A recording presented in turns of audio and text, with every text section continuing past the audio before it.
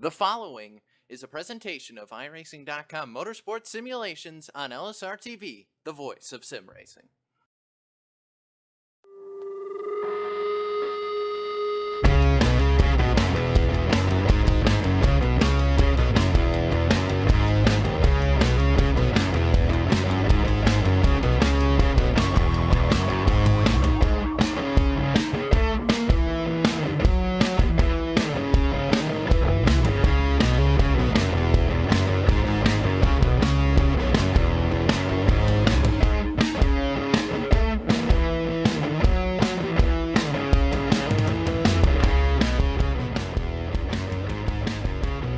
Good evening and welcome to round number 12 here on LSRTV of the Superspeedway Cup Series, live under the lights from Daytona International Speedway, the world center of racing. Rachel Whiteford and Francisco Scaramuza with you tonight for the racing action as we come to the conclusion of our points paying races this season. This has been an exciting season, and so far 11 races, 11 different winners, Cisco. Yeah, and that has definitely shaken up the championship. Of course, we do have one more race still left to go before we get into that round. That'll be the Draft Car 300. That's going to be a little bit different. That's a crown jewel race, so some extra payout and extra incentive. But that's then. This is now, and we're back at Daytona under the lights tonight for a 90-lap feature event here. And, well, let's talk about those point standings, because you mentioned 11 different winners, and the way the playoff format works here, well, it's a little bit interesting. You look, the playoff cutoff line, if you've been with us the last 2 weeks, has started to move down a little bit, because these guys have to have at least 5 guys in the playoffs who are in on points. So you take a look at that long list of winners.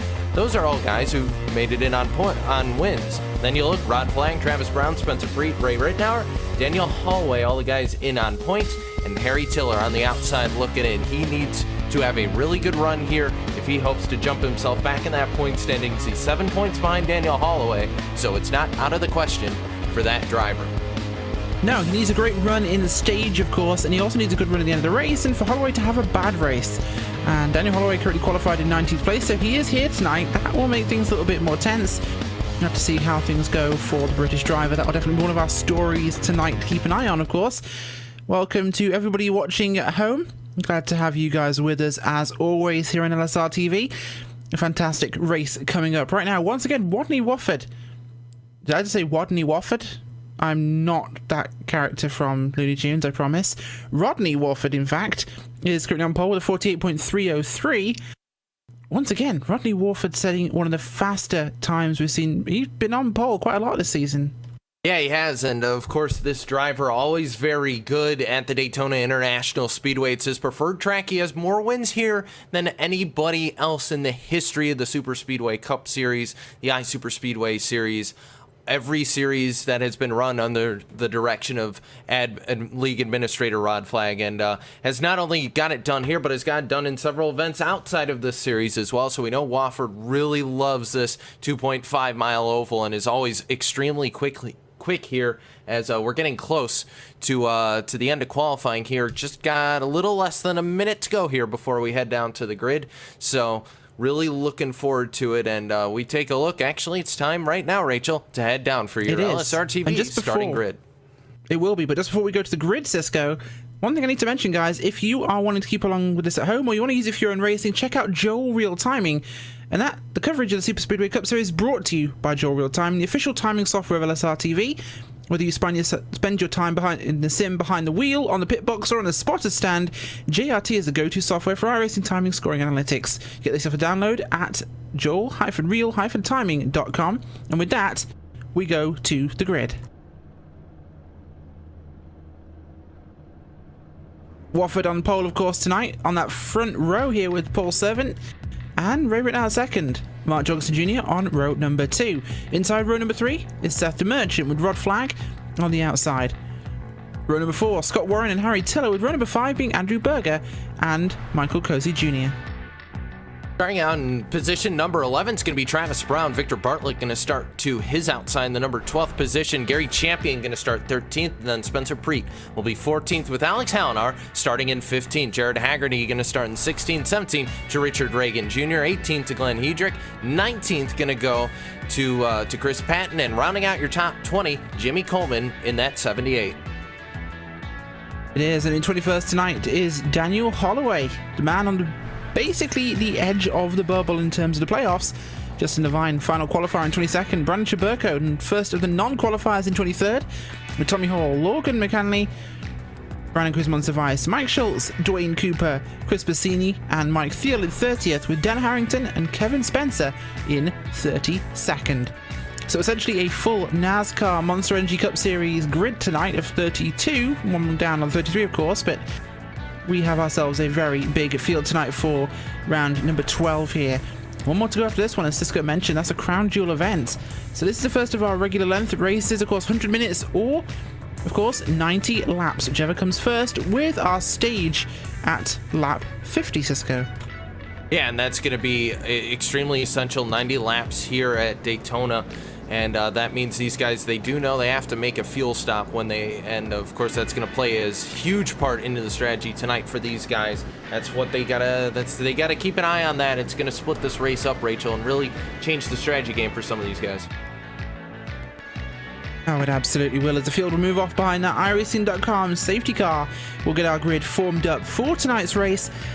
Well, guys, the action's going to be frantic here at Daytona. The high banks, and track facts for Daytona, of course, 33 degrees of banking here in the corners. Very steep track here at Daytona. Incredible for the racing conditions, of course, as we get ready for this one tonight. It makes that track just that little trickier, of course. Not the old school version of the track with the very rough surfaces, the more modern, current version of Daytona, Cisco, and it's smooth, it's fast, but it is narrow. Yeah, it isn't the Daytona 07 we visited last time we were out here at the World Center of Racing. So these guys looking forward to being able to run a little bit more comfortably on that newer surface, and definitely looking forward to some high-paced and some very, very hard racing out of these drivers tonight. It's a very diplomatic way to put it, Cisco, as we come through turns 3 and 4. Any picks for tonight? That 7 has been one of the strongest drivers at this Daytona International Speedway. It's going to be hard to touch Rodney Wofford here as they come out of turn 4, and the pace car gets set to head left onto pit road, and we get ready to start this and throw that green flag. It does indeed. Will tonight be the first night we see a repeat winner as the green flag will drop? We are racing here at Daytona. Good start by the inside there with Wofford. Servant on the outside, not quite the start he wanted. Although we do have Jorgensen Jr. on the inside there, getting a good shove off for the start of this one. But now second on the low side with 57 there. DeMerchant pushing hard as well. It evens up as they come off turn 2. Yeah, side by side as they come through turn 2 onto the super stretch down the back straightaway. Right now, Rodney Wofford with a little bit of a lead on Ray Rittenauer, the second on that second line on that bottom side. You also see Seth the Merchant up there in the 57. He's been away for a couple weeks, so it's good to see the Target Chevrolet back in this thing. Paul Servant still doing an excellent job of leading up on the top side right now, and he's got a little bit of help from Mark Jorgensen Jr. in that Nationwide Chevy up there, as well as Ron Flagg. But more cars on the bottom going for right now. The 76, Scott Warren coming in the back bumper. That's the help that DeMerchant's going to need here, and that bottom side's going to need to make it past that top side. Certainly is, as they pull through into turns 1 and 2 again for the second time here tonight, and the low side really getting that bigger shove at the moment. So there's some more cars right now, Cisco. The 3, the 88 paired up, the 10 and the 69 even there are grouped up together, but they're really not as big a grouping as we see on the bottom. More cars organised a little bit faster. They are starting to get together, and there's 4 very potent cars on the outside. If any 4 can do it, it's this 4. Yeah, very good group on the bottom side, but that top side needs to get a little closer together if they're going to hope to move up here. They need to work extremely hard in this draft to be able to keep pace. And while the 3's doing a decent job up there right now, part of that's just down to the little bit of space you see on the bottom side. These guys giving each other plenty of room right now, and you can see the 3 starting to fall back because those top 3 extremely close together. That's the advantage you get in the draft, as you see Seth the Merchant looking to try and clear Paul Servant as they head out of turn 2. Yeah, speed, and he's going to try and do that if he can, but it's going to be a lot to ask for. The draft not quite that fast at the moment, as we have that very fast 88 car of Jorgensen Jr. behind Paul Servant, but Yario's machine still leading the outside lane. Will anyone pop up and join them? Is anyone willing to really get involved this early on? Races at Daytona, we tend to see people liking to stay on that bottom line. It's nice and comfortable here, of course, Cisco, as Tiller will drop down, leaving there only 3 on the top side. In fact, most of our field now is single file, apart from those front 3 cars, really behind, I'd say, approximately the 77 there, Cozy Jr. in 15th place. We've got a gap back to Spencer Preet, who is actually in the playoffs on points at the moment. And you've got Glenn Hendrick, he's got Patton, Coleman, Levine and Holloway grouped up with him. Jaburko already coming after them, and he's starting to work his way forwards.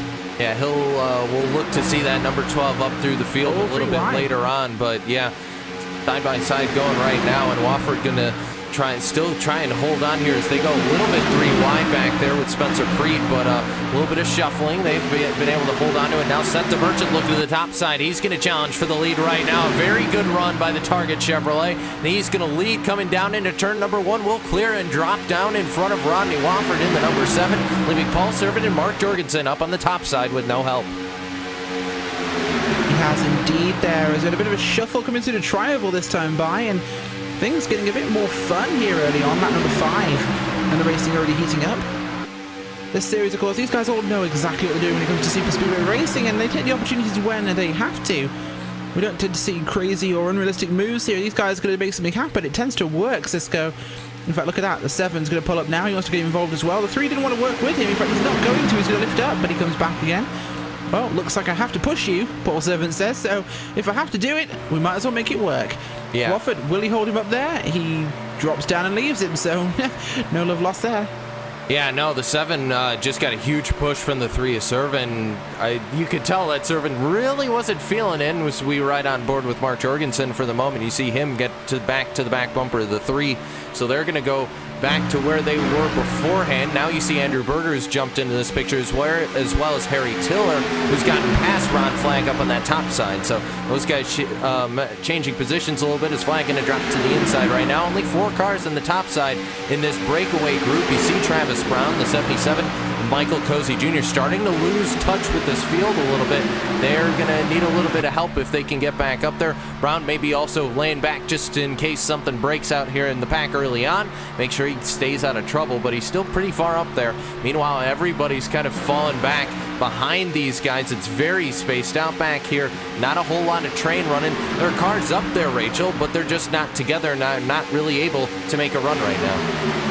No, not indeed, but they've dropped back from 11th place backwards. It's looks like Travis Brown in the 12th place car.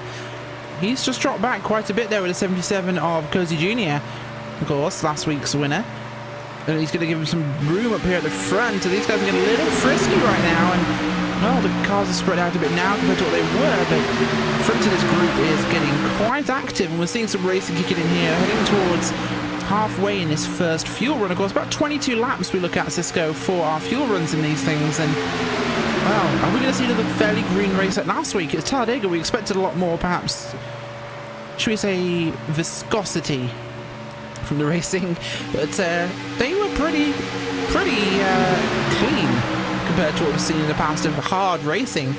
Things were very quiet apart from towards the very end, and this race, will it go the same, or are we going to have something quite busy? Right now, they're keeping it fairly calm here right now. 2 cars up to the top side. DeMerchant trying to make a move up there. Got help from Paul Servant, but that's the only driver he's getting help with right now because Jorgensen dropped to the inside looking to advance his position and make his way around those guys. You see Scott Warren as well, still down there on the bottom trying to make things happen. Now Jorgensen looking to the top side. He's going to try and make it work up there as well. Warren, meanwhile, nowhere near the 87, so that's going to give a little bit of advantage to that top side if they can stick together. Jorgensen just a little bit of a bubble of air in front of him here, and now he's finally going to get to the 3, and that's going to be the push Seth DeMerchant may need to clear the leaders here. And as the 57 comes through turns 3 and 4 right now, still fairly even with Wofford all considering, but he should have the advantage as they come out of the corner. That's where that top side really makes its speed, Rachel's coming out of these corners. That's where they find speed. Caution, though, out on the racetrack. Problems with Justin Levine in the number 14 car. It is. We'll take a look at what happened for Justin Levine. and it looked to be one of those smaller incidents we see at Daytona. Contact from behind, I think it was. Just trying to get a camera angle on him here, actually. Yeah, looks like Daniel Holloway got to the back bumper of the 14, just turned him a little bit, just got him a little bit loose, put him right in the outside wall. So Justin Levine, not a good start to the night for the driver of the Miller Lite car, but nonetheless, Justin Levine going to have to head to pit road, probably have to use his fast repair here and pull out the backup car. So yeah, no, he's actually stuck. He wasn't able to make it back to his pit stop here, Rachel, so he's now taking the rollback back to his pit stall. So that's going to be a tow plus a backup car for that driver of the 14. Going to be a long night to start them out. Certainly will be, of course, and let's not forget that involved in the incident as well was Daniel Holloway, a guy who has to have a good result today, and he may have a bit of a crinkle bumper. Probably won't, but it's a little closer to an incident than he would like to be in this race, being so close to the bubble for the playoffs. Looking forward. So Harry Tiller's having a great race so far tonight. He's up there in 7th place, running with the front of the pack, and you'll see a lot of pink cars in the field tonight, of course. Breast Cancer Awareness Month it is, and Tiller will stay out there on the track. Interesting. Travis Brown will stay out as well, and only one of the taker with them, so perhaps a very brave call at this stage on lap number 11, halfway through a fuel run. And this is a strategy we've seen employed race after race by Brandon Cruz-Monsivais, who usually stays out, and he's actually going to do that right now. He'll stay out as well with the 5 other cars that did. Everybody else down pit road, for the most part, 2 tires going to be the call. See, Santa Merchant was able to burn out of his pit stall and make sure he retains that lead. Then you got Rodney Wofford, Paul Serva, and Ray Rittenauer the second, rounding out everybody in that top 10 for the moment, and also Glenn Hedrick, who gained a couple spots on pit road. Everybody else behind looking like 2 tires going to be the call, all the way back down to 18th with Scott Warren, who's the first driver who really looks like he took 4 tires. A couple other guys back in the field tried to take 2 tires to gain a couple spots on pit road, but you had 6 cars stay out right now. Your top 5 are Harry Tiller, Travis Brown, Jimmy Coleman, Brandon Cruz-Monsivais, Seth the Merchant, and the 96 of Kevin Spencer. Those are your 6 guys who stayed out here. Certainly have, and that'll make things quite interesting in the racing tonight, of course, and Monsivais always a decent threat. So is Tiller. So the question is, will we see a caution soon enough to actually cement their position? Now, these guys will want at least 7 or so laps, really, before they have that caution. Otherwise, the guys who pitted probably won't come back down again. What they want is a long enough gap for the whole field to pit, but not too long that they have to go down pit road themselves. However, being offset by this sort of distance isn't going to be a huge problem for them. It might actually put them in a better position towards the end of the race, or at least the end of the first stage. Yeah, and Kevin Spencer now hitting pit road, so he's deciding to, he stayed out maybe to try and lead a lap. That wasn't the case, so he'll roll into his pit stall here. I believe the last one in the group there, so I believe he took a provisional to start here. He was up there for a little bit, but now with him coming down pit road, only 4 guys actually had stayed out here. Seth the Merchant kind of goofed me up a little bit because he did come down pit road and still beat Kevin Spencer to coming out of pit road, but with Spencer in now, Seth the Merchant's going to be your first car who came down to service that Target Chevrolet. Rodney Wofford in the Race Fan Racing car is going to be second as well. The Dale Jr. colors on that number 7. The 4 guys you mentioned, Tiller, Brown, Coleman, and Monsivais, all staying out here for the moment. And like you said, they need that caution, Rachel, for this strategy to really work in their favor, or they're just going to try and plan and hope that they can make it last to the end of the stage. That's ultimately going to be the goal here. They're going to need a little bit more help to make that happen, though. Oh, absolutely are. And well, we're going to get back to going green in a few laps' time, of course. And well, this is going to be an interesting one. Halfway through a stage, we have a caution. We have 4 cars who stayed out. Now, it does lock out the front 2 rows of the restart, of course, Cisco, but that's just about enough cars to really hold the whole field back on the restart, where all the tyres aren't going to be too much of a penalty. If it was 1 lane or the other, or 1 car, bit of a problem. 2 lanes, that could really bottle up the whole field, and their chance of getting that second caution is a lot more likely. No, you're absolutely right, but hopefully for these guys, we saw it get kind of spread out there early on, Rachel. So, I mean, for these guys, it's going to be a question of, do we see that trend happen again? Because that first caution, you know, kind of a little bit of a freak thing, wasn't due to the hard racing or the bunching up of the pack. Just the 14 got loosened up a little bit and it put them in the wall. These guys, if they spread out like this again, I would estimate that these guys probably are going to have a decent green flag run here, Rachel. So it's just going to be a question. Do these guys spread out like they did in the first run, or do they stay clumped up and together? And maybe at that point we see another yellow, but so far tonight, and going off the trends we saw last week, these guys have done very well to spread these fields out here and go out for some green flag racing.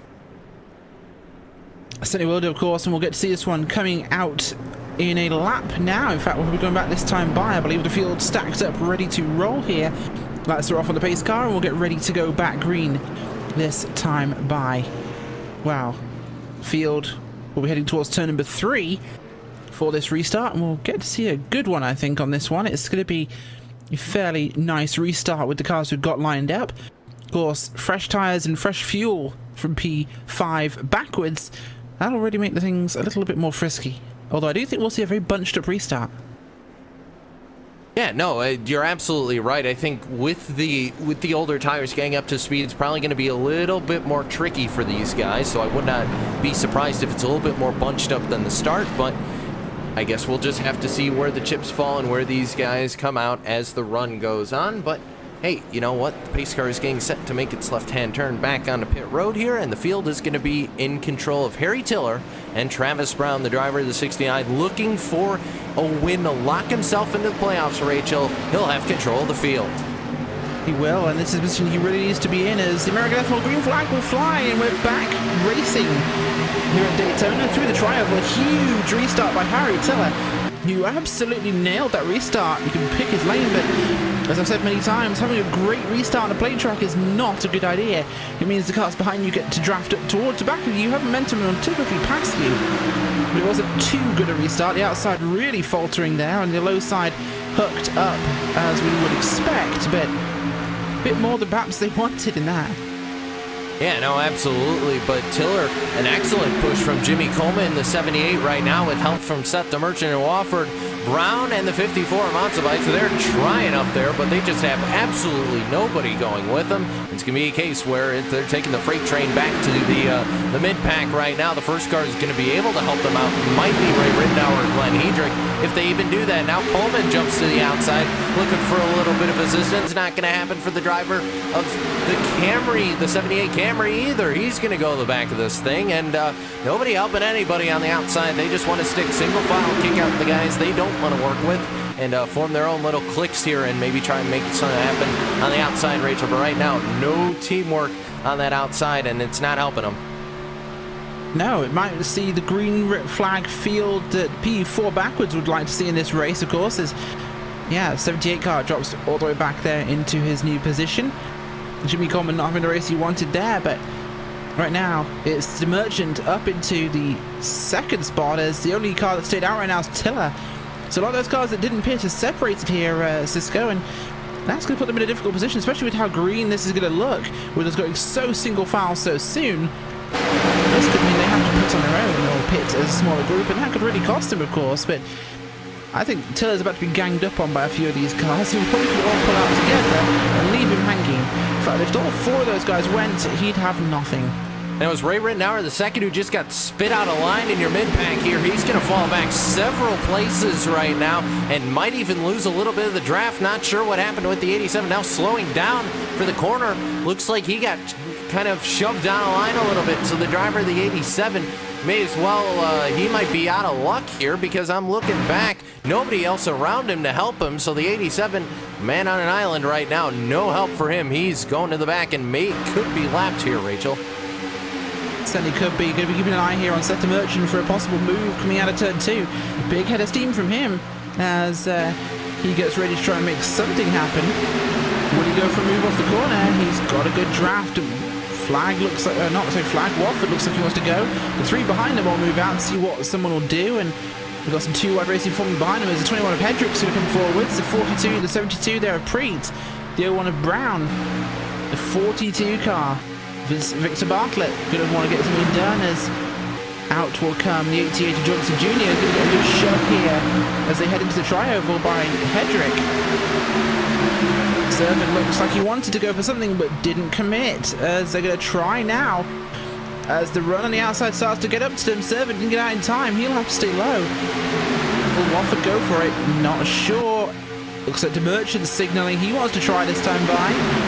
Harry Tiller is the man in the gun sight right now, as up the outside will go Wofford. Tiller pulls up to take advantage as they're going to go try and go around him there, as he pulled up a little late and nearly blocked that line, looking too aggressively. Wofford on the outside is going to really start getting a good head of steam now. They've got a good group of cars forming up on the outside, almost equal to the low side here. But in fact, there's more cars on the outside lane. This should be a fairly easy pass, Cisco. Yeah, if they can stick together up on the top side, make something happen. But Tiller, a very good lead, and may try and block. No, not going to happen. And he's going to have to drop back in line and hope Seth DeMerchant can keep him in front right now. But Rodney Wofford getting plenty of help right now from Mark Jorgensen Jr. And sadly for him, not able to really make something happen. Tiller's just had lots of help, and now they'll go 3 wide. Hedrick going to go the top side, and nobody's going to go with him for now. He's not going to get squeezed on a line, it looks like. Now Jorgensen drops to the inside here, so he's going to drop in behind these guys, and for the number 7 of Wofford, he's going to have to drop back to now the 21 of Glenn Hedrick to get help here. Certainly going to try there, as DeMerchant looking for any gap under Tiller to try and get him out of line. And the moment he's going to pull up as well to go in front of DeMerchant. Or sorry, DeMerchant's going to go in front of Servant there. As the cutback by Seth DeMerchant. What an incredible switchback there against Tiller. Cuts underneath him with Jorgensen Jr. and the two of them will go sailing past into the lead. Incredibly good move there. Yeah, absolutely. A fantastic move by the driver of the 88 and the driver by the 57 especially doing an excellent job up on that top side. But now 78 back helping Seth DeMerchant here, but it's not going to be enough. Mark Jorgensen Jr. going to jump to the headier field here, and Harry Tiller trying to come back on the top side, but not sure if he's going to have enough speed. He'll pull to the quarter panel though, and Jorgensen, but just not enough help right now on that top side. Servant's there, he's not pushing him hard enough, and it's going to be Jorgensen the line for his first lead lap of the day. It is, and Mark Jorgensen Jr. out front there, exactly where that 88 likes to be there. The nationwide machine. Clear out front by a car length over the competition. Outside line dropping back now. Tiller falling back there with Servant.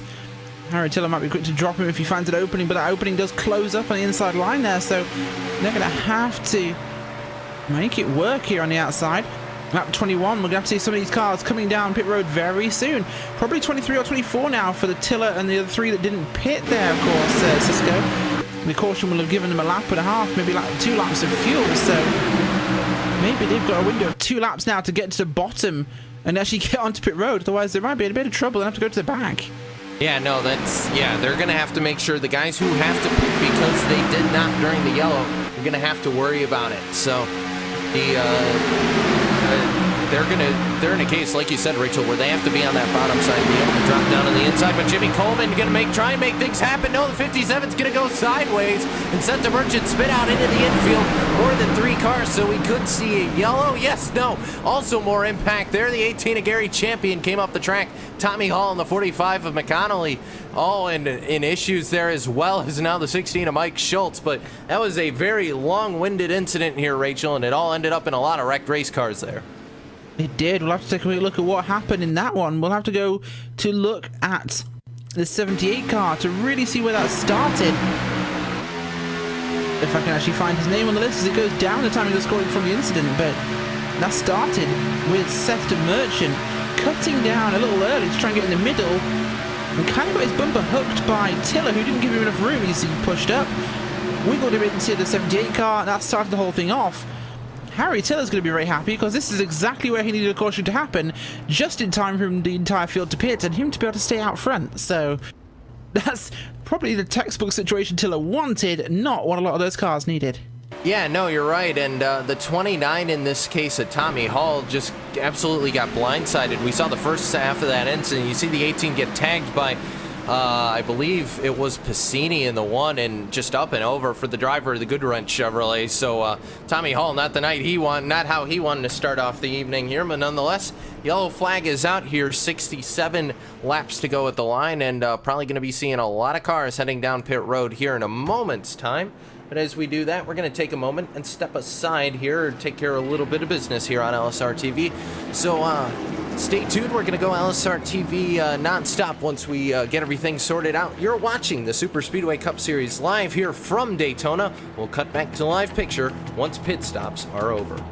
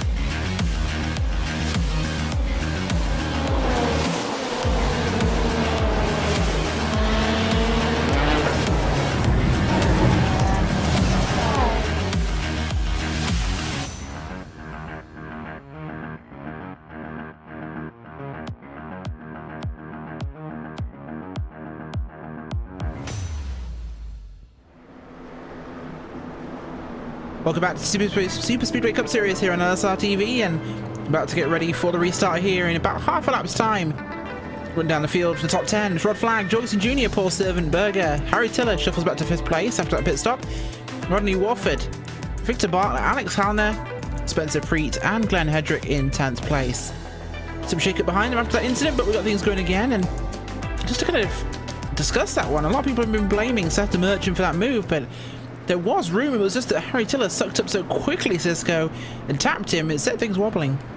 Yeah, no, that was a case of guys just trying to make moves and not working out the way they wanted to. And the closing rate, once again, which is always a talking point here at these super speedways, that the Merchant had a lot of motor all of a sudden, and just didn't have enough time and didn't have enough space to make the move. And kind of for him, just a racing deal, trying to go for the hole. I mean, as they talked about last week in the real-life Talladega race, if there's a hole, it's the driver's job to go for it. So either way, Seth the Merchant wrecked race car, a lot of wrecked race cars, but nonetheless, the field back together and under the green flag as we take our second restart here from Daytona.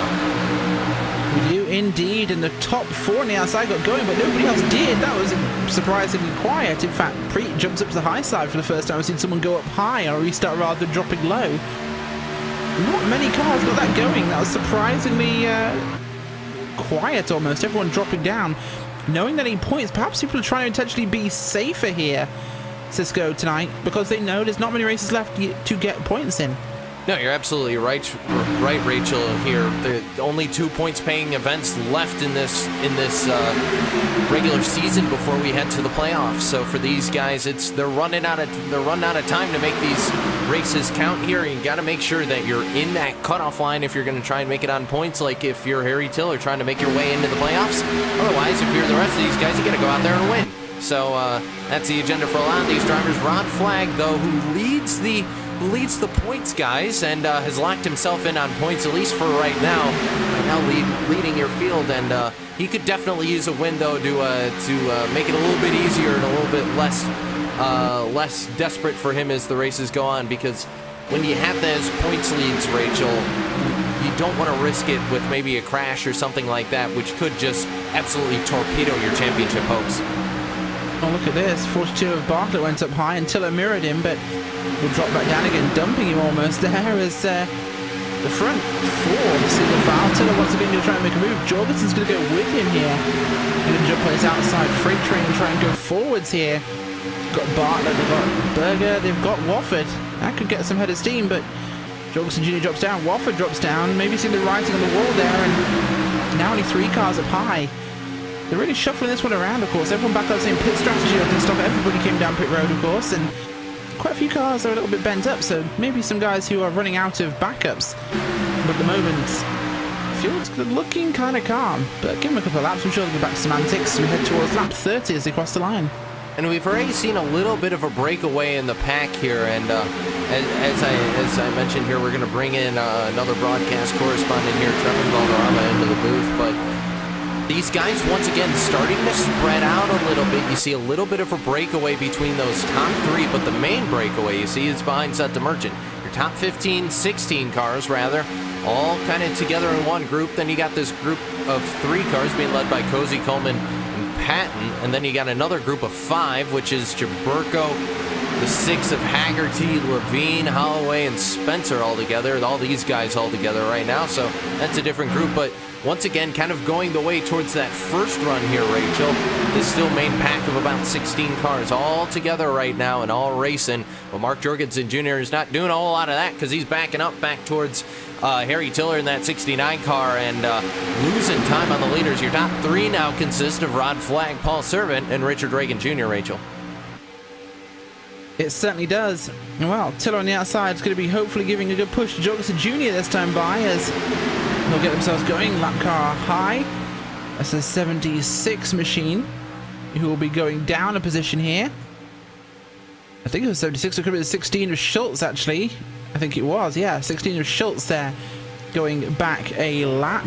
As Trevin's here joining us. Rod Flag out front, Trevin. And, well, one more points race after this one. Guys are trying to be patient, but, well, that doesn't last long.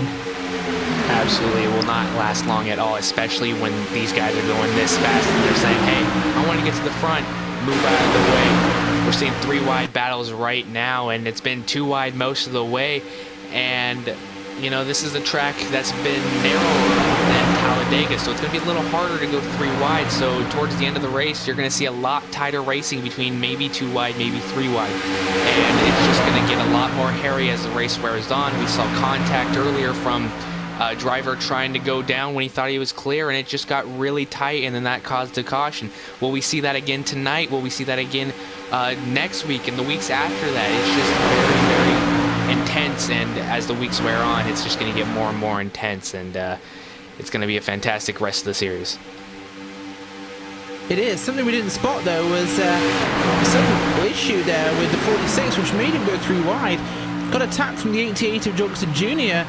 Got a wobble on him, and he got some front left contact a while ago. When I wanted to find a replay of that, of course, it happened about a lap ago, but not a major thing to show. However, he's got some front left damage now.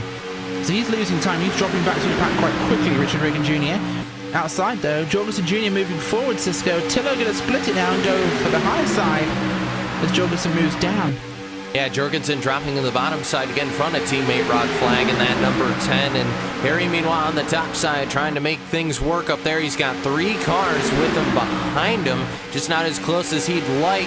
And trying to get assistance now. Victor Bartlett right on the back bumper, the Pennzoil Ford. And Tiller going to lead at the line. Not quite going to be able to clear. Yes, he will. Clear Mark Jorgensen Jr., Trevin.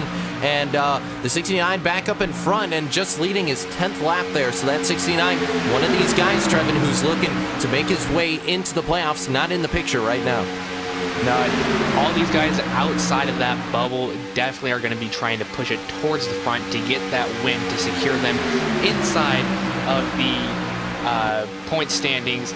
And, you know, it's all these guys are going to be fighting for those points after points is what they're going to be thinking through their heads. And also the guys who are lower are just saying, hey, I need to get a win, so I need to get to the front. We're going to be seeing a lot more probably lead changes between them as they're going to be fighting towards the front and just try to secure themselves a win to get into the playoffs. Yeah, they absolutely are. And right now, Tiller back out front, which is where he kind of wants to be in this race. I mean, he could do with a stage win for sure, but he also wants to try and get a race win. That really will secure him into the playoffs, which he desperately needs. 42 and 24 on the outside. Not really going to have much push here to defend against the inside line. So pretty secure for the moment until Jorgensen decides he'd like to have it back and joins in with the outside. However, some more cars looking like they're going to try and move out. Hedrick and Demerchant looked like they were considering it. Hedrick's kind of been forced to commit. There's 3 on the outside. We've got Brown behind them and Piscini also joining in here. And this one's starting to look for some real lead contention here. Cisco's running the lap car high. Yeah, and they are going to have to go 3 wide around the lap vehicle. The number 18 of Gary Champion, who was involved in that larger accident we saw, which brought out our last caution. So now he's going to go what looks to be a 2nd lap down possibly, and fall behind even further. So Champion not having the night he wants. Now Jorgensen looking for the lead. He's going to shove the 69 out of the way. Hello, Mark Jorgensen Jr. back up to the front and kind of bullied his way past the 24. Or the 42, I should say. Now Rod Flag looking for pit road right now. So fuel on the mind of the 10 and on the mind of nobody else, because he's the only one down right now, Trevin. And that could very well have just cost the 10 his shot at making it in, because he's got no help. Yeah, he did pit alone. He's got no help, and at restrictor plate tracks like this, you absolutely need help. You can't run by yourself. You're going to get caught up to very quickly, and it's just not going to... That was a very close call between the first 2 leaders, the 42 and the 88, or excuse me, the 88. It was very close and almost disaster, but you know, you have to have a partner to tandem with. There's no way you're going to be able to catch back up, and that could have made a very serious implication on his win tonight. Certainly could, of course, and well, they're going to get this one back flowing here. Brown up behind the 42 of Bartlett. Look at that outside moving. They've got some powerful cars behind them. The 1, the 57, and the 21 there. Piscini, Demerchant, Hedrick trying to get some steam going on the outside. Brown keeps going high, like he wants a 3 wide to work, but I don't think anyone wants to make it happen. At this stage of the race, at least, as Piscini is looking to try and push him, but they're kind of mixing their signals on who's going where. So this goes, Brown goes up high, wants to go back. I think he was hot. Yeah, Brown's probably a bit overheated right now and wants to drop back down. Yeah, he's dropping back in your field here, and I'm also wondering if he wants to get out of the chaos a little bit. So Travis Brown going to drop in behind probably Dan Harrington here in the 82, and just be content to ride for a little bit. You also got Richard Reagan Jr. and Spencer Preet kind of riding towards the back of your field. They haven't lost the draft, but they're not actively trying to stay with the draft, which means for them, they're probably just making sure in case something breaks out here that they won't get caught up in the middle of it, Rachel. But nonetheless, the battle for the lead's still on because Jorgensen just went back up top, and he's got Victor Bartlett there, but Tiller going to block him. Tiller does not want the 88. Well, he doesn't really have much of a choice because the 88 still got that top side position. There's not a whole lot of help from Mark Jorgensen up there. Victor Bartlett's up there, just not giving him quite the push he needs, but now Jorgensen has the advantage off of turn number 4, has a lot of speed and problems behind. The 82's around as well, as I believe looked like another car involved with that, but massive issues for the driver of Dan Harrington, and that could very well be a very huge impact on his playoff hopes here, Rachel. Contact with Brown sends the 82 up high into Hedrick. Not a good hit there. Dan Harrington, unfortunately, gets caught in that as well. He's involved in that one. He's the one who goes round. Big hit for him, and that's not going to do him any good whatsoever. But Harrington not in a terrible position when it comes to the playoffs. He's not in it right now, which puts him in a bad position, of course. But he's Dan Harrington. Have a quick look for where he is actually at the points. I don't actually see him in much of our list as it stands, so I think he's a little bit further down our schedule. It's the one we're really keeping an eye on here is Holloway. Daniel Holloway is the one that's really in that crux position. Yeah, Holloway looking still for his chance to get into the playoffs here. He's close on points, but definitely needed a good point stay to help solidify that a little bit, Rachel, but just not how Holloway wanted that to happen, but looks like he managed to make it through for the most part pretty unscathed. So the 26 looks okay. Hedrick, meanwhile, also a lot of smoke out of the 21, so not what Hedrick wanted here at Daytona. But nonetheless, pit stops looks like they're on the order for some of the drivers. 4 guys, 6 guys rather. Actually, a lot of drivers going to stay out here. The rest still coming down pit road. So this is going to be a case of stage points, Trevin, over track position and fuel, which definitely changes the complexion of this race here. Yeah, some guys will be going for those points. It's only 9 laps away till the stage is over, and those guys are thinking, hey, trying to get as many points as I can where I can get them, and then just worry about pitting later. However, that's gonna put people on 2 different sets of strategies: people that are pitting right now and people that are pitting at the stage end. That will be very interesting to see how that works out coming towards the end of the race, and see who it pays out for the most, and who moves themselves into the playoff standings if that happens to one of these drivers that chose to stay out. Absolutely, you have to be very careful with how this one progresses, of course. And once again, none of the cars already got their damaged machines repaired, but some of these guys will start to run out of cars soon, and we are only just approaching our actually about to be a halfway point in about 4 laps time. So stage run, like you said, 9 laps away. This is going to be a fairly hectic run. 9 laps, no one needs to pit. They're going to go all out here to the end of the stage, and that's going to be a tough one. And I think Tiller's going to be really battling hard against Jorgensen Jr. Yes, let's go to try and get the stage win.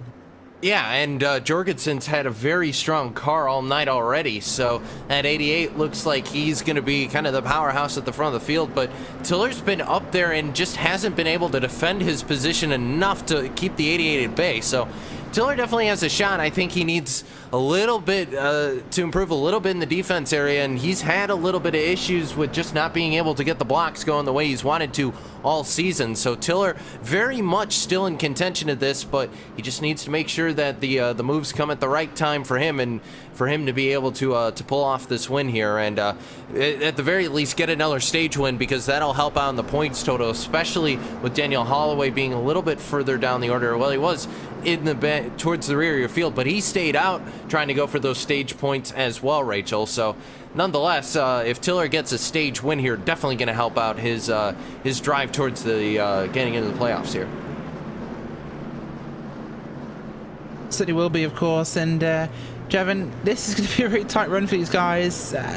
Do we go into the caution really before this goes to the end of the stage, or do we end the stage under yellow? I'm thinking that we're going to get another caution just because people are going to be fighting for those positions, trying to get where they can fit, and it's just most likely we're going to see another incident that happened the first caution. I feel like someone's going to go for room, and there's not room to be had, and it's just going to become another caution. And, you know, cautions breed cautions, especially at Superspeedway, so I'm feeling we're going to see another caution today. Certainly are, and that could definitely be a situation. Seth the Merchant is, wow, that's what you call cleaning your tyres. Seth the Merchant wiggles that car in quite a dramatic fashion there. He might spin this thing out to get very embarrassed, like I believe one notable moment in the ARCA series when someone was weaving to clean their tyres and actually put their car on the outside wall. Let's hope that doesn't happen for Seth the Merchant tonight. Of course, the racing is only going to get a lot more furious once we reach this stage. We have 40 laps after that to the end, and that's only going to be one pit stop to clean that off.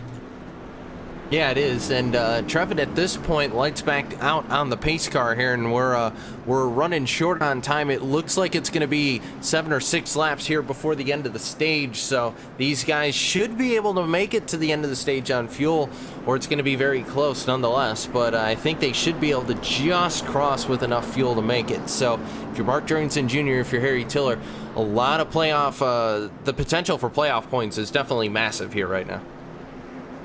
Oh, absolutely. Oh, it really is. Sorry about that, Trevin. Go on. Absolutely, it is. And, you know, these guys are going to be fighting for position all night long, but especially with the extra points that you're going to get with this, they're just going to be fighting harder and harder. And fuel, if they were able to save fuel under these cautions, I'm sure they'll be able to make it to the line. However, you never know what kind of fuel strategy people are running, and some may end up short, so that's going to be a thing to keep an eye on and see if that also starts a wreck in the field. Certainly could do. They'll have to be very careful with this one as we get ready to go green, and Mark Jorgensen Jr. joining in the sashaying to clean his tyres. But we're going back to green in about a few moments' time now, heading out to turn number 4.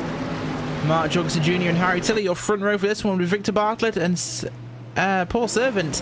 Row number 2, row number 3, Seth the Merchant and Spencer Preet with 4, Jimmy Coleman and Daniel Holloway. In a great position for him, right now second, Month Device in 10th. American as well, green flag will fly and the restart goes. And it wasn't a great start for Bartlett in the 3rd place.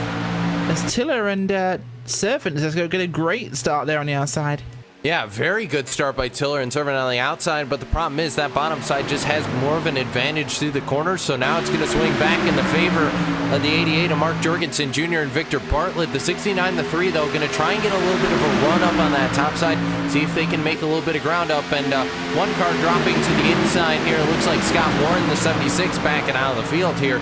So he's dropping in the back, as is Jared Haggerty. So both those guys, they do have a caution coming, though, Trevin, at the completion of lap number 50. So these guys know that they'll be able to make it back up there. They don't have to worry too much, and they can start to strategize a little bit. Absolutely. If I was back in that field, I would be saying, hey, let's just start saving fuel a little bit at a time. Try to stretch that fuel to save more fuel for the end of the race. That could be a different strategy for these people up front who are just pedal to the metal, trying to get to the front. As we see the number 69 get moved up the track a little bit. Number 3 and 69 trying to make that high side work, but it's just not working out too well for them. They need more people behind them to make the high side move. But fuel is definitely good. Oh, caution's out. Caution is out towards the back of your field. We had cars spinning off the racetrack, and I think one of them was Bassini. It was indeed Chris Bassini involved in that one. In fact, he tried to move down behind Wofford, tags the front of the 64 car, and round he goes along with the 64 into the outside wall. And I think it was Bassini, perhaps. It wasn't Bassini. No one returned at the racetrack, but we got a caution anyway. Well, it was Not sure Hallinar how that actually happened. tagged him. Yeah, it was Hallinar tagged Piscini in the left rear, came up the track, got a little bit tight, and both those cars heading through, and might have actually been the bus stop, which triggered the caution. But nonetheless, these guys both down on the apron, so caution going to come back out. And this could get us to our lap 50 mark. It's going to be close, so I believe this we'll get a will lap. serve. Yeah, we'll get think we'll have a lap. Okay, so we'll get a lap then until the end of the stage then. So this is going to be a one-lap shootout towards the end of the stage. So, I mean, now if you were worried about fuel, which I was a little curious if these guys were going to make it, that's not an issue now. You just have to make sure you have to make it that one racing lap, Trevin. And if you're Harry Tiller, you just found yourself in fourth and basically lost your chance to go get playoff points. And Victor Bartlett now sits as the only guy who really could contend with Jorgensen Jr. for that spot. Absolutely, and you know, one lap shootout at this track, it's going to be a little intense, and looks to be people are coming down pit road. Mark Jorgensen, Victor, Seth, and some other people follow him, and we're going to probably see some fuel and maybe some right side tires for the rest of this stint. Couple of cars staying out here because I think everyone could make it on fuel, so some people trying to gamble this one, see what they could do, and one of those cars staying out is Cheburko, who is actually kind of damaged, but I think he's not sure whether this will end under caution or he'll get a lap he can survive. So Cheburko going to stay out here knowing there's a caution coming soon. Right now second staying out as well. That'll be interesting. So does the 24 of Berger, so does Hedrick, and I think one or two other cars also choosing to stay out. This definitely complicates matters. Yeah, it does. And Ray Rittenauer and Brandon Cheburko going to choose to stay out here for that stage, unless they are counting this as the stage. I'm not sure, because the 88 just lost out on some playoff points. So I'm wondering if they are going to indeed count this as the stage then, Rachel. And that would explain three cars, meanwhile, going to take the wave around. Richard Reagan Jr., Gary Champion. I didn't catch the third car. 16 of Mike Schultz going to go around the pace car here. So Rittenauer, Cheburko, Berger going to stay out. Hedrick as well. And Kevin Spencer, Chris Patton, and Tommy Hall. Your top 7 all stayed out here. Yeah, they did, and that'll make things quite exciting when it comes to our racing tonight, as we might have a lap, I think, to the end of this stage. And I'm kind of surprised Tiller went down pit road. I think he did, at least, as he'll be down in perhaps the 7th or 8th place. He nearly did a stage win, so he must have really had to pit to come down for that one, Trevin. Yeah, and you know, pitting tonight is going to be it seems to be more. People are becoming more and more coming up with more and more strategies tonight, and you know, it's going to be an interesting factor to see who runs out of fuel at the last lap and who will be able to stretch it to the end, as we saw people coming down pit road not for tires but for gas, and number 57 did overshoot his pit stop a little bit and had to reverse it, and that cost him a little bit of time on pit road. So we'll see how this works out for all the people that did come down and who did stay out. Stage has ended, we've been told, I believe. So that is our stage called. So Brandon Cheburko will take the stage win, I believe, at this stage, or is it when we ended called at lap 45, caution? Rachel. So Mark Jorgensen Jr. go. going to get the playoff points at that point. So that's why they came down pit road. Just had a chat with the league administrator. So your top 10, when we went under the yellow, that'll be the guys who get the playoff points there. And that means that we're going to get set up here and race to the end of this thing. It's probably getting closer to end on time here, but either way, Brandon Cheburko right now leads your field. Does indeed, and Trevin. Well, this makes things a bit more interesting, especially considering Cheburko's got a bit of a banged-up race car. Yeah, banged up race cars and super speedway tracks do not really mix well. You know, you're going to need some aerodynamics for this, and drag will not really help your car out. So I'm going to be keeping an eye on Brandon Cheburko to see what his car will act like in the draft, and if he does get shuffled out of the draft, how his car will be able to handle singly, and who else we'll be looking for who else that has damage, and to see how their car reacts as well. And well, maybe he'll come down later next pit stop to try to fix that a little bit. I don't really know. We'll see what he calls. He has no choice, really, Trevin, because that car is, let's be technical about this, knackered. So he's going to have to come down pit road sooner than later, because that thing will not be up to speed, and in front of the pack, he's going to cause a massive bottleneck. Absolutely, that is. I'm looking at the car right now, and it's just not looking good for starting P1. But he's still going to give it a shot in old Traburco fashion. So we'll see how the field stacks up on the inside behind him, and if the outside lane will get a good run to the turn 1. We certainly will, of course, as the field gets ready to restart. This time by, so half a lap to that restart, and I kind of fear for the inside line on this one. The outside, I think, is going to have a huge advantage here. So Berger, the 29 of Tommy Hall, Rod Flagg, Rodney Wofford there, Spencer Preet and Monster Weiss on the outside will have a good jump here. This will really disadvantage Hedrick and Jorgensen Jr., of course, with Tiller and DeMerchant, who's once again sashaying his race car down the backstretch, cleaning his tyres a little dramatically, perhaps, as Traburco once again on the apron. There's whether he'll pit this time by or not, I'm not sure, but we'll have to see what he plans to do. That car isn't going to fare too well once he gets up to speed. Yeah, and you could see the damage on the left rear of the number 12. Not going to be great here. It'll probably help him as long as he's getting pushed, but if he tries to be the pusher here, I'm not sure that car is going to have as much speed, so we'll just have to find out. But the pace car being set to make the left-hand turn back onto pit road. Rachel, Traburco has command of the field. He does. American Ethanol green flag will fly on the orange Omnicraft machine of Brandon Traburco. He's up to speed for now, but we'll see how that car fares once the cars reach their actual terminal racing velocity. And how well that... Oh, wow, they're all bunched up right behind him. So the outside had a terrible start there. Inside going well for now. But how long will that last?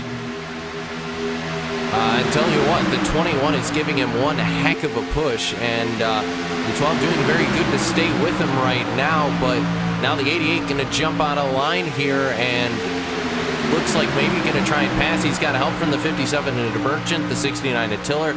Several guys. Now Tiller going to drop back to the inside, maybe try and get a little draft, a little bit of advantage behind the 57.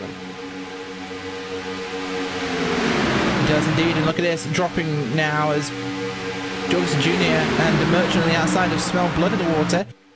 And they're going to try and go for something, but somehow it seems like Traburco's staying up to speed somehow. I'm actually impressed. That car is holding on.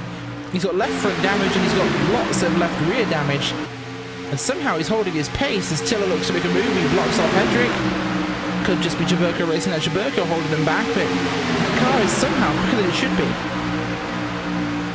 Yeah, and a lot of that's just come from the help that car's gotten, but 21, or the 12, I should say, it's still kind of weird having to adjust not seeing the 22 on there. So the 21 up on the top side right now, a lot of help from Mark Jorgensen Jr., but I actually don't think that cosmetic damage affecting the 12 too much here, Trevin. A little bit kind of slow, kind of going through the Triumph a little bit, but still plenty of power under that orange 12's hood, Trevin.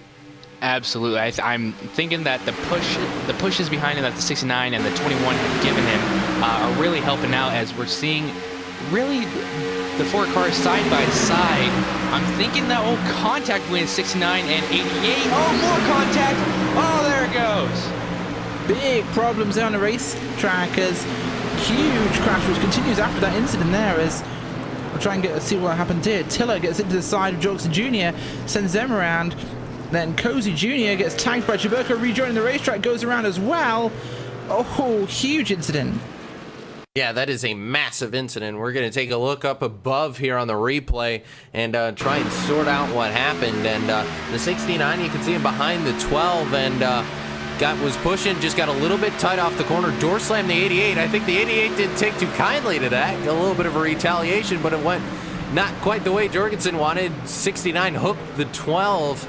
And he went around, and also a secondary incident in all of this, Michael Cozy Jr. ran into, I think, got a little bit slick. So either way, we'll get a look at what happened with the 77 as well, because I think I saw him a little bit slideways. But apart from that, everybody else seemed to hold on to it, and we'll ride on board. How about with the 12 of Brandon Traburco looking out the back of that car? certainly will be an interesting one at this point, but well, Cheberko's guy's definitely bonked now, so 12's going to have to come down pit road, I think, for a repair if he has a spare car. I'm not sure if he still has one, but his car is a little on the boinked side. So, yeah. Knackered before, now boinked. That's the word of the evening, boinked. I like that word. It sounds fun. There's plenty of vowels and obscure vowels at that, vowel soundings to make it an odd word, Rachel. But I like how Cisco's trying to justify my use of the word boinked. Yes, I am. He's analysing it. You're really Anna's position. Yes, we have Hedrick and we have Brown, I believe. Yeah, and then a bunch more cars behind them coming down pit road. The 78. I saw the lime green machines, hard to miss that car, and also Scott Warren, the 72 Preet, the 70 Wofford. So several cars coming down. Reagan Jr. as well in the 46, and Trevin, the 12. Well, he got more damage, but he's still staying out there. So Brandon Cheberko saying that car's just fine. It looked just fine on that restart. So with more damage, I'm just gonna say it's gonna be fine because I was proved wrong. No, but really, it's gotten some more damage substantially, and it might affect him possibly, but I don't think he's going to worry about it too much. He's just going to say, hey, this is my car.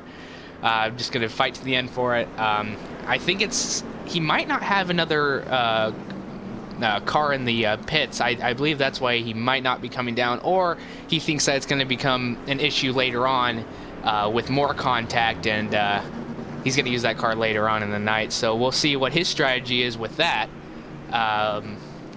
Looking forward to seeing what he does.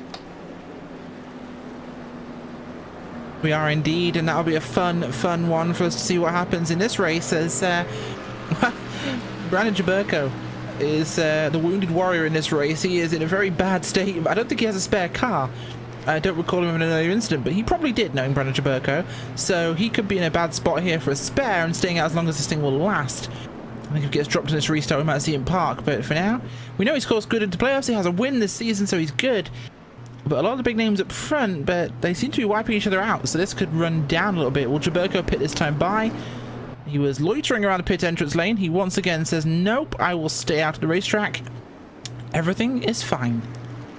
Yep, Cheberko staying out. So for right now, the 12 gonna stay out. Seth the Merchant gonna run second here, and he let me know that he's very happy he made it through that accident, because that means the 57, whose luck as of late when it comes to super speedways hasn't been fantastic, and while it's not the cleanest Chevrolet SS on track at the moment, I don't think that really matters, Trevin, because we've seen the 12 with a little bit more damage than that be able to keep up the race pace here. So Seth the Merchant also a little bit of damage on that car, but I think he'll be just fine. And then the first clean car behind him, hey, it's Andrew Berger in that 24, and Mr. Championship, the guy who's won more championships in the series than any other driver, Trevin. And of course, right behind him, two cars who also stayed out, the 10 of Ron Flagg and Brandon Cruz Monsivice. I'm thinking that it's just about who can push better, who has the better car behind them, because I saw the car behind Brandon just pushing him to the lead and everything, and it seemed to be working out well for that. So I don't think a little bit of damage on the 57 is really going to bother him. And, you know, Andrew Berger, he's going to definitely be fighting for another championship win. He's decided to see if he can move these guys out of the way, and who, if they become faster than them, will they pass them on the outside, or will they just hang back until later in the race? Well, that's the question, of course, and we'll see how that one does develop as we get back ready to go green again. So, of course, we had stage winner Mark Joggerson Jr.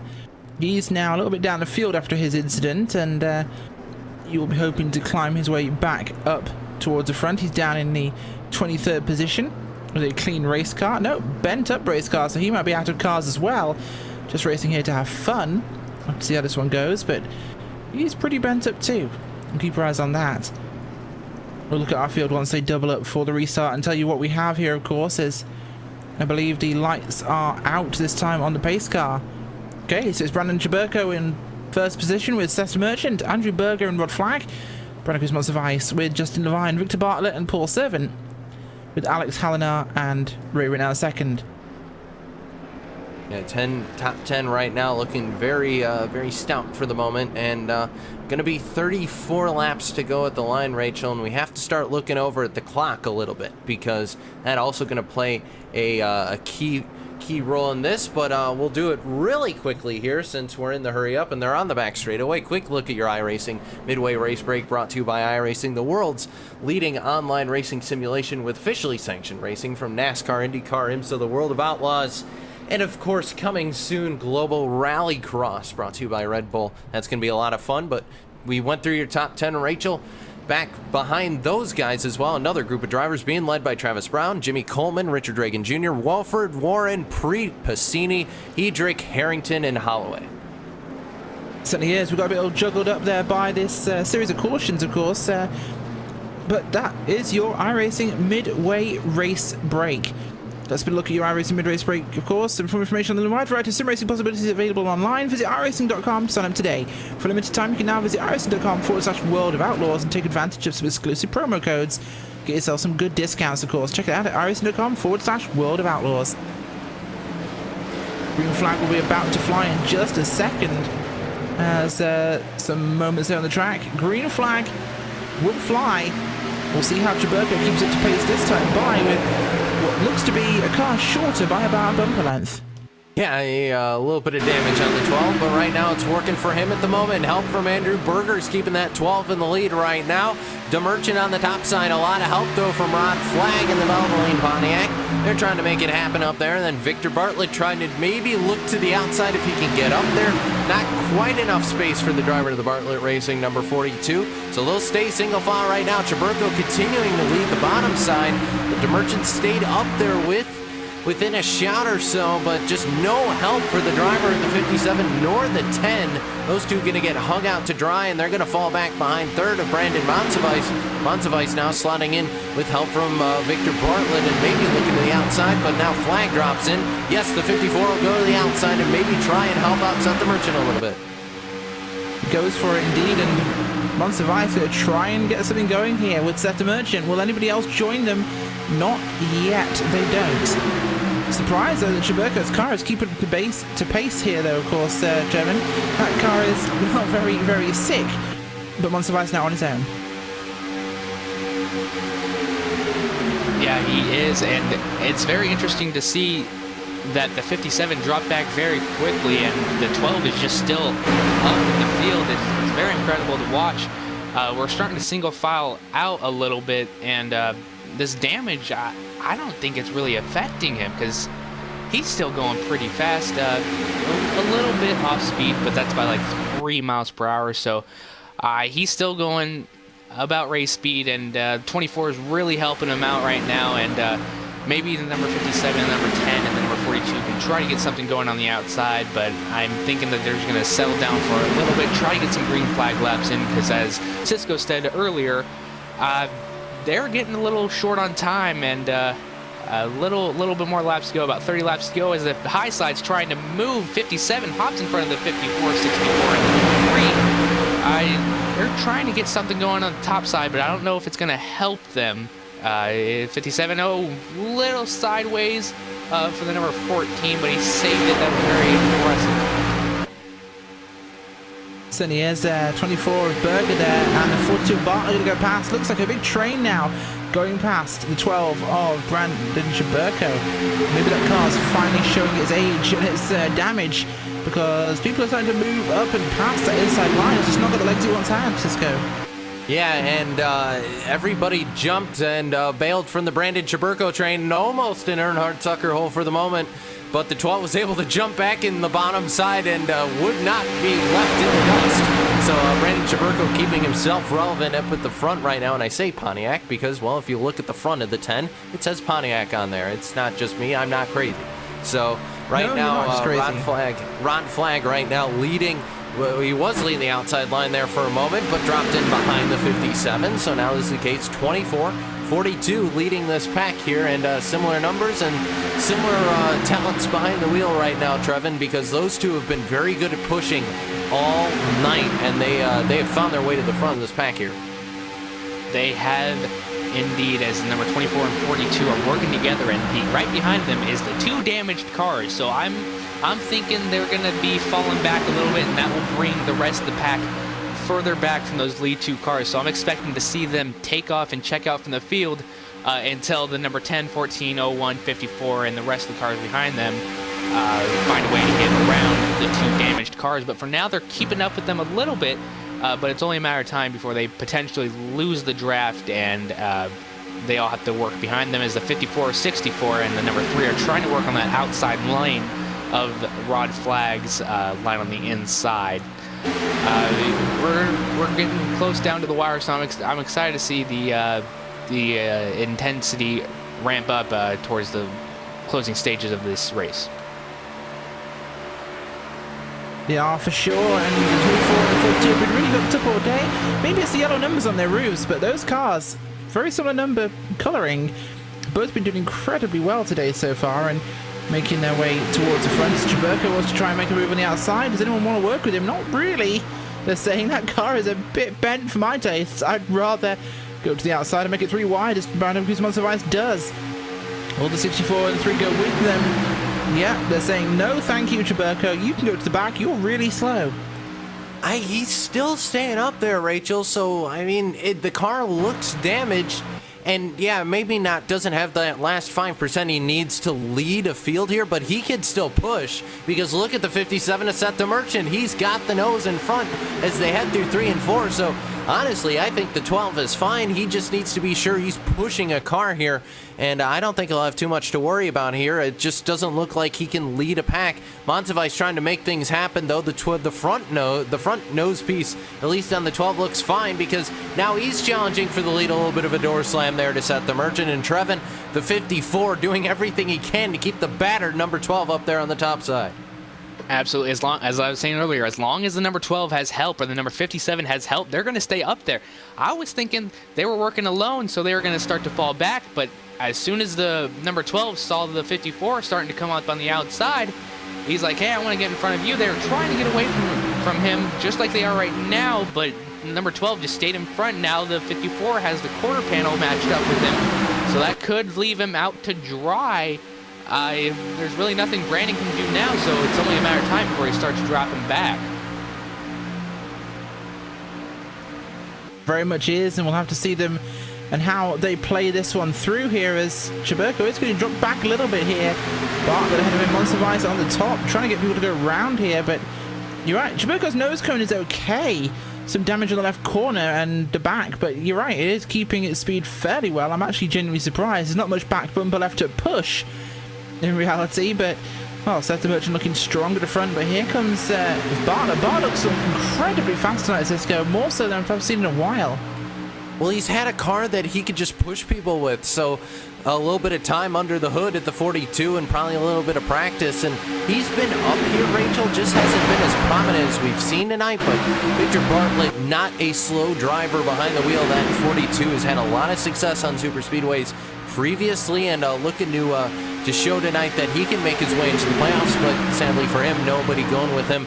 First car going to pick him up here is going to be Wofford in that 7, and hey, it's not a bad car to team up with a little bit. The most winningest driver here at Daytona is now going to drop in behind the 42 of Bartlett and try and push the Bartlett racing machine to the front here, and yep, they're trying to make it work. Also, Scott Warren going with the guys on the top side. Gets a little squirrely out of 2 or out of 3. Did that car, the number 12 and the 64 got a little bit close, and now the 7 saying, hey, let's try and make something happen. I thought he might try to jump to the outside, maybe trying to shake up the 42 here, Trevin, but the 7 still staying behind the 42 as they head back towards turn number 1. Not sure what's going on, but I don't know if those two are yet on the same page. I don't think they are. They're really just going up and down, and it's not them doing that isn't really going to help them stay up with that lead pack, as number 7's going to try and stick his nose in the middle. Not going to have enough room. Pushing the 42 towards the front. He's trying to get in that middle, trying to lead his own line as he's trying to get to that front. It's only a matter of time before something catastrophic happens with him making moves like that. They're not really following each other. It's intense to watch. But now that we have about a little less than 10 laps until this fuel run is about over. Rachel, what are we gonna see with strategy as these drivers are gonna start thinking about fuel? Absolutely, fuel will be a factor, I'd say, in about, well, it depends on when we last restarted, actually. If we look at the likes of our leader, Seth Merchant, I believe our last restart was 56. So at about, well, we're on 66. We're now 2 laps over that, so that's halfway. Oh, a number of cars already going down pit road here because they know they'll make it to the end from here. Ah, that's the ticket, yeah. They can make it to the end from this point. So pitting from this point onwards, and you are good. You have about 8 laps of fuel left, so people playing the strategy game and pitting early here, hoping to get advantage if we get a late caution and stay out. And similar number 5 and similar strategy call right now for the 42 and the 24. Those two in right now. So they're going to pit alongside. The third car down with them was the 71 of Chris Patton. Also Chaburko down with those guys as well. So that was your first group to head to pit road. Everybody, a lot of drivers single file right now as they come through 3 and 4. Ronnie Wofford could be the next guy to peel off here. Maybe sent the Merchant with them. We'll just have to see as they come out of turn number 4. Who is next to jump on the fuel strategy call? Survey says nobody. So, yeah, little bit of an interesting strategy. Maybe the 24-42 thinking they're going to count backwards here, or maybe they've taken the clock into effect here, Rachel. I think they have taken it into effect. That would be an important factor for them, of course. Got to think about these things as Wofford is up there with Merchant, so is Flag. That front pack is going to be very fast at this point, but one of our stories in this race, Harry Tiller and Daniel Holloway. Holloway's in 20th and Tiller's in 17th. Both of them off the lead pack. Tiller back there with Jorgensen Jr. and the 61 car of Mike Thiel. Not what they'd want to see here. This is a bit slower than they'd like, I think, because they're working to get themselves up. More cars coming down pit road, but I think it looks like the entire field will be coming down fairly soon, but those guys are going to hope for a caution to get back into this lead group, although they are gaining speed here. They might find themselves in that lead group just in time. Yeah, you will, and you see those 3 cars down right now, all very close to each other right now on pit road. So probably maybe 2 tires the call here. Left side's going up on the 7. That's exactly what's going to happen. 2 tires the call for all 3 drivers. They're coming back out of pit road, and well, everybody's gone single file. Meanwhile, on the lead pack here, Trevin, and looks like everybody else maybe thinking to come into pit road this time. Let's see. And it looks like 10, 64, 3. 54, 14. Oh, problems. Oh, wow, that was close to an issue. Oh, my. That was Cozy Jr. and Tiller. Yeah, and Tiller gets hit into Cozy Jr. Actually, Tiller would slow down. Didn't see room. Jorgensen Jr. taps him, puts him into the side of 77. And problems for both of those guys as everyone else makes it to pit road. There's some serious Tokyo drifting going on. Yeah, that got a little bit sketchy on pit road entry, and since we don't have a lot of cars left in the lead pack, we'll be able to show you a second look at what actually happened there. And the 77 was riding behind Preed and Hall here. As they come out of 4, you can see the 69 had a massive run from Mark Jorgensen Jr., and actually Jr. tagged the 69 at Tiller, and Tiller a little bit out of control, and you see the 88 lock him up coming towards pit road. I'm surprised that didn't end worse for Mark Jorgensen Jr., but a lot of damage also to the 88, but he had the backup car, Rachel, so that car's probably, yep, he's all fixed and ready to go here, and actually you see the leaders passing right now, and it's a very interesting thing is they just went 4 wide, and looks like the 57 is set to Merchant, maybe jumping down the apron to get out of the way of these guys, and the pack coming flying by. It's the 12 right now leading them, and the 7 and the 42 in this lead pack with help right behind set to Merchant's Scott Warren, the 24 of Andrew Berger. It is, and that will definitely play things out in a very interesting fashion. This thing's getting congested at the very sharp end of your field with the likes of Wofford, guys out on the track, at least the front end of the pack. Chaburko actually out front for that group, so that could be a big one for him as they're going to start passing cars here as they run around them on the low side. A couple of cars out further ahead of them who haven't pitted yet, but we'll filter back, and Chaburko surviving fairly well. Yeah, Chaburko has done an excellent job, and he's kept that car out front, which Trevin, I think, has allowed him to feed off the draft of the rest of these guys to keep him in this fight. Now, 2 cars haven't come down pit road yet. Dan Harrington and Richard Reagan Jr. Both of those guys actually running with lap traffic to keep them in some sort of draft here, Trevin. But they can't stay out there a whole lot longer. They're going to have to pit, and that's going to hand this lead back to Jaburko. Absolutely, they're going to have to start thinking about pitting. There's no way that they're going to make it to the end of this race. Brandon Jaburko still with a damaged race car. I am impressed on how he's been able to stay in front this whole entire time. If he wins this, I will be in shock, because super speedways and damaged cars, again, do not go well together. So 69, 64, and the number 88 trying to make something happen on the top side. 57 might go with them, taking a little peek. Number 7 trying to say, hey, time to go. I don't want to work with the slow guy anymore. He's got a bit of damage. 57 and 7 are trying to work together, while the number 42 and number 12.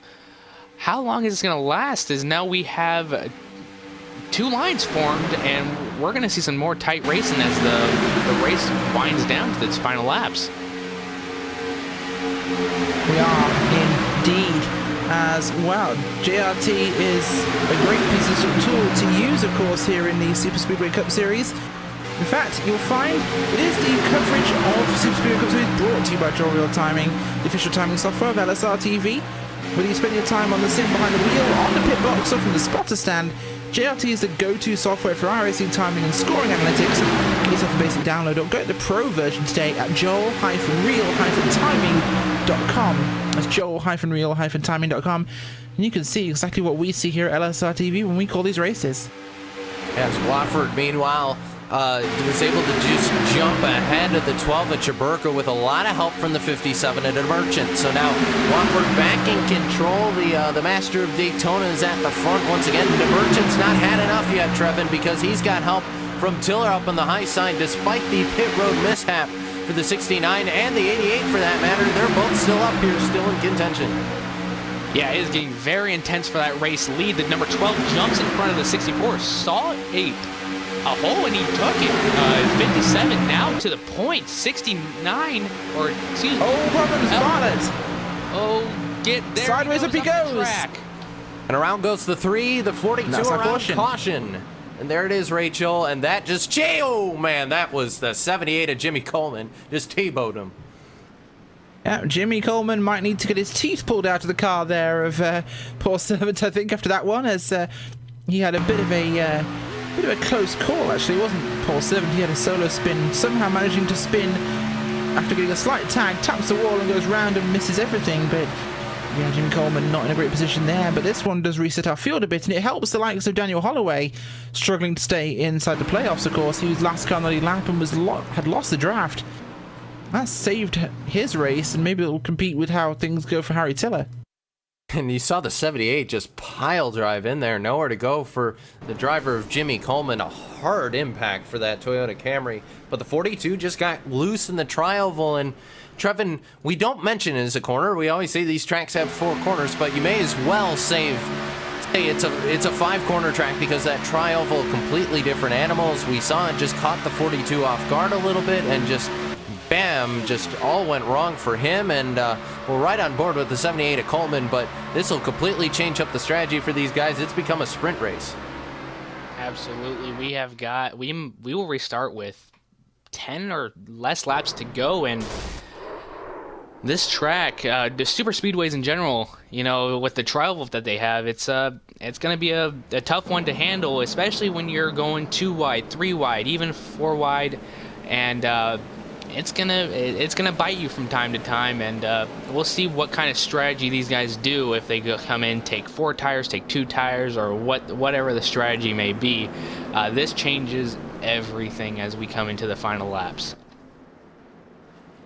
It really does, of course, and this puts us in a position where we have an interesting race towards the end. So we're looking at quite a fun one. We will make it, I think, on time, Cisco. We're good for that. We're going to have 12 laps to go. Yeah, 12 to go at the line. I'm just doing a little bit of quick math. We've been on track for about an hour and 20 minutes, so we should be good to go. We'll have about 20 minutes left in this thing to finish out, and I believe they should be good to go on time. So we'll keep the laps up for you here, and it means that these guys are going to make it to the end. They've had a lot of green flag running here, Rachel. That's helped that. But now this is a case where all that goes out the window because, well, you reset the field. We're going to have less than 10 to go at the restart. You got Seth the Merchant, who's been making things happen, but just hasn't led a whole lot of laps. He's led 11 versus, actually, no, I say that. He's led the 4th most laps out of everyone in the field. So he's been up front a lot, so I thought he had led less than he actually did. So Seth the Merchant been up front a lot of this time. Tiller's back there. We know he needs a win. Walford already has a win. The Merchant already has a win. Checkered already has a win. Hallinar needs a win. He needs a win to get into this. Tiller doesn't necessarily need that. He just needs a good point stay. And Scott Warren, I believe, also needs a win. So, Trevin, you gotta think, how important is it? How much harder do you think these guys who need a win, guys like Hallinar and Warren, who need to get a win, how hard are they going to be driving here at the end to try and grab this win away from the guys who've gotten it done already? The way that I see it, they start at 110%. They're going to boost up to about 150%. We're going to see them making a lot more dicey moves throughout the field, trying to get to the front, trying to get to the point, and between them battling it out, even if they do get to the point, and seeing who's going to help them try to get to the front first. And it's just going to be very exciting. Rachel, do you think we're going to make it to the end, or do you think there's going to be another caution? That'll, of course, be the interesting question in this one, is who will get what? Who will make it to where? This race is going to be a tough one towards the end of this this time we have left, of course. Going to be less than 10 laps when we go green, so some big names up front. Harry Tiller's there. He's not got a points win this season. He desperately wants one, of course, at lock him into the playoffs. Checkered is powerful. In fact, Checkered, the Merchant, Wofford all have had wins this season. Hallinar hasn't, Warren hasn't. This could go many, many different ways. Yeah, it could. And let's not forget the fact that Mark Jorgensen Jr. has had an excellent season as well. He's still in this fight. Of 24, he lost his teammate, his doppelganger in the 42 with that last yellow, Victor Bartlett. So Berger's still a very fast car, and let's not count out Spencer Preet, who's been so close and was extremely close last week. So these guys very much still in the thick of this race, and I think back to the last race we had where it was Michael Cozy Jr. who came out on top. I mean, we talk about the standings there. It was Richard Reagan Jr., Rod Flag, Travis Brown were all up there at the end of it. So I'm looking through the field. Rod Flag, he's in P11 right now. But Travis Brown, who's been knocking on the door all season long trying to get a win, he's in a very good position to do that tonight here, Trevin. And when you have so much consistency up at the front, but you haven't won that race yet, he's okay on points as of right now in the playoffs, but you know it's got to be eating away at him. I need to get this win. Definitely. It's going to be hard to rely on points, especially when you're a little further back in the pack and you're thinking, I don't think this will be enough, and you just want to get to the front. You're going to make like you're driving a stolen car to get to that front. And it's just going to be interesting to see the way Travis Brown and Harry Tiller all take to the restart and see who they're going to work with, and if they're going to be helped definitely to the front, and if they are going to be overtaken, if they're going to be able to stay out in front. It's going to be very interesting, and we're going to have one heck of a finish tonight at Daytona. We certainly are going to have an incredible finish here at Daytona. This race has so much yet to come, and we're going to have an explosive finish to this one tonight. I cannot wait. Yeah, this could be a lot of fun, and everybody group back up 2 by 2. So your top 10: Seth the Merchant, Rodney Wofford, Harry Tiller, Brandon Checkered, Alex Hallinar, Scott Warren, Mark Jorgensen Jr., Travis Brown, Andrew Berger, and Spencer Preet. Your top 10, Preet and Brown switching a little bit here, so well, you'll see where they are on track. But Trevin, 9 laps to go at the line here, and these guys going to be fighting it out. Who do you think's going to take it? It's going to be a hard one, but even with that damaged car, the number 12 has been looking strong. As long as he gets in front of somebody who can help him, I'm feeling that the number 12 somehow will take this victory tonight. Rachel, what are your thoughts? It'll be a tough one. I think I've got something in my mind for Harry Tiller. I think he has something here. He needs this. I think he'll have the passion to go for it. Well, as we head now, hopefully we'll see the pace car pull off for the last time here. The long left-hand turn to pit road, field under the command of Seth the Merchant. Rodney Wofford on the outside. Green flag will fly. Back to racing here at Daytona.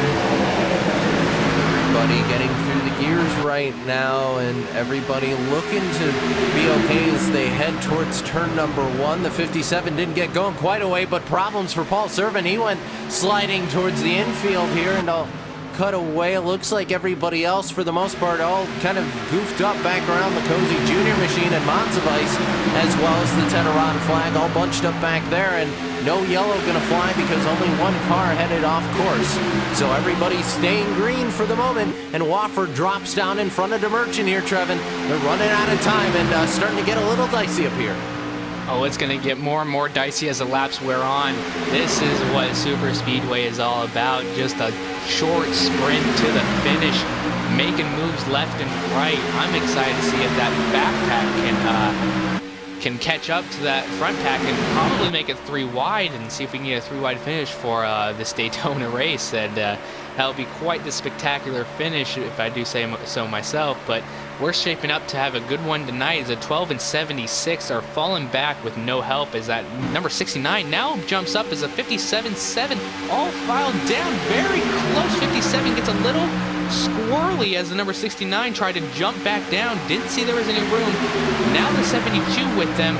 That top side is making a move, Rachel. Yeah, they certainly are. The top side definitely getting the momentum running in this one as front pack has broken away. You think people behind them have expected a caution will come.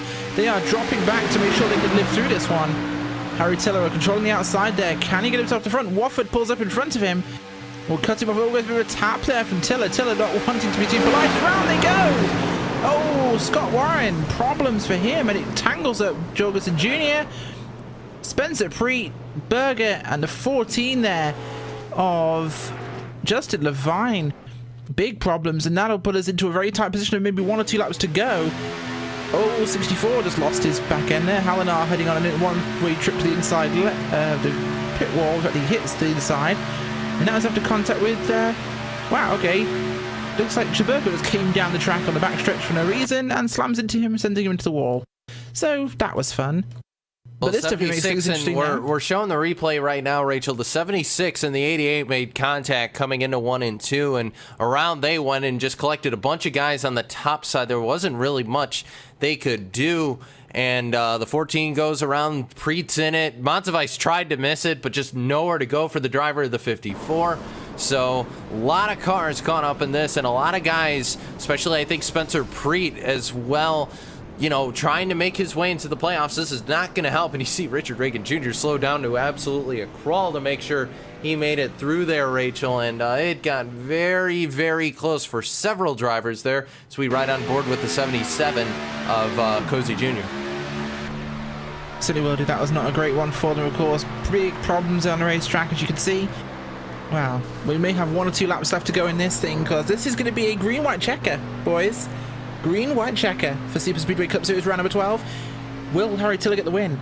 He's one of those top 4 cars who's not won yet. Will this be our first repeat winner, or will this happy Harry Tiller's saving grace? Tiller's in a very good position.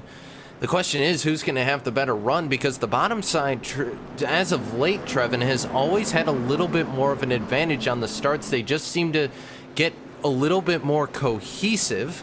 But we do have to take note that Chaburko is going to be starting on the inside, coming to the next green flag. So if he can get the number 12, and, you know, like we haven't really seen the damage really do a whole lot to affect the 12. So I think he'll be okay, but still that big old question mark in the air. Actually, no, looking like he might actually start on the top side. So honestly, I'm not sure who to go with, because the bottom side's just been so dominant here.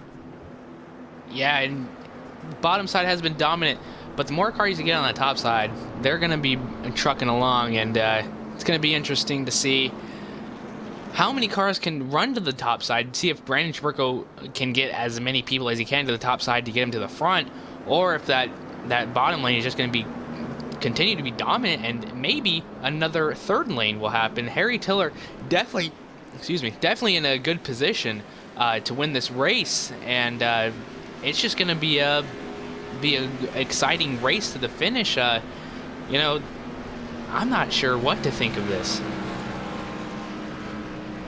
Well, certainly we'll find out what it will be, of course, at this point, because this one's going to be very close on time as well as laps. This will be very interesting. Who will be in front when the clock runs out, or the laps? We are not certain yet, and we're heading on to that point now of being... Wow, it's, I believe, showing about maybe 5 minutes left on the clock.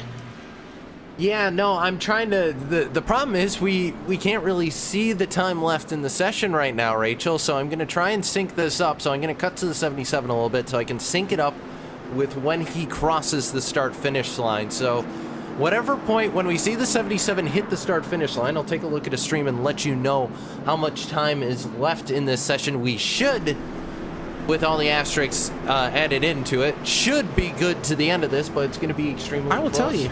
Yeah, it's going to be We have close. 7 minutes 40.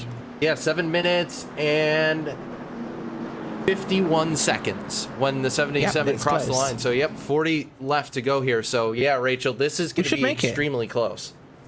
I think we'll make it. This will be close. Jorgensen Jr. has parked his car now. 17 cars in the lead lap. It's going to be very close. Harry Tiller on the outside lane will have Cheburko pushing him, who, despite damage, has been a fast pusher. Yeah, no, Tiller has absolutely done an excellent job pushing all day, as have the two guys who are going to be behind the two leaders, the 57 and the 12. The thing is, though, DeMerchant's probably going to try and make a move regardless, Trevin. So the case is going to be, is Seth going to be able to break up the leaders, or is he going to try and make something happen, or is he just going to stick with the 7 of Wofford and come home third? And I think we already know what the answer to that probably is going to be. Yeah, it's going to be very intense last few laps, and Seth the Merchant, Brandon Cheburko, Travis Brown, Andrew Berger, Michael Cozy Jr., Tommy Hall, all going to be fighting to get to the number 7 and 69 at the front, and you know, it's just going to be very interesting to see when you know, they're going to either wreck or just make it to the end. It's been looking very dicey the last few laps, and you know, it may not just happen in the front of the pack. You know, the last few cars, you know, they could get too close and make something happen and cause a wreck. It's not always at the front, at the front of the pack. So we'll see what happens. We certainly will, of course, and we'll get that restart in a lap or two's time now, and well, we'll find out. It's going to be exciting regardless, I think, boys. Yeah, well, lights are out on the pace car, so your top 10 goes as follows. Rodney Wofford, Harry Tiller, Seth the Merchant, Brandon Cheburko, Travis Brown, Andrew Berger, Michael Cozy Jr., Tommy Hall, Richard Reagan Jr., and Paul Servin. Those are the 10 guys in your top 10. More cars behind them. Realistically, with only 2 laps to go when we take the green flag, Rachel, probably going to be out of that top 10 where we're going to see the winner. Last chance to pick a driver. Who are you taking? Well, I want to pick Harry Tiller. He needs this, and I think it'll be the storybook ending should he get it, but whether he will or not is not the matter. Trevin, who you got? I'm staying with number 12, Brandon Cheburko. He's been up there all night with a damaged race car, and he could have a potential car to win this race. Cisco, what do you got? I'll tell you what, it's the driver who has been so successful at this racetrack for so long. Gotta go with that driver, the number 7 of Rodney Wofford, the master of Daytona, as it were. The guy who, coming into tonight, tied with Brandon Cheburko on all-time wins at all tracks. And both those guys have gotten their last wins at Daytona, but a little bit more of those factor in for Rodney Wofford. So I gotta go with the 7, but Rachel, they're pacing through 3 and 4. This will be our last shot. It will be it laps or be it time. Next flag will end this race. Ladies and gentlemen, pace car will pull to the inside. Field under command of Rodney Wofford. Green flag will fly in a huge jump by Harry Tiller. Can Cheburko give him the push he needs, though? The back have fallen apart on the outside. They need help badly. They need help badly, but they're not getting it. A little bit of a bump there. Jabroko going to force himself down to the inside. Travis Brown nearly got brushed. He did get brushed out of the way, and Harry Tiller has absolutely nobody with him. Travis Brown looked to jump to the outside, but no help, and it looks like it's going to come down. Tiller's going to go to the back, and this could be a battle between 4 or 5 cars for the win, Trevin. Absolutely, as the number 69 just got hung out to dry. Very unfortunate event for him, but we're seeing a fight now. Single trade! The Travis Brown just put Brandon Jabroko in the wall. Hard contact.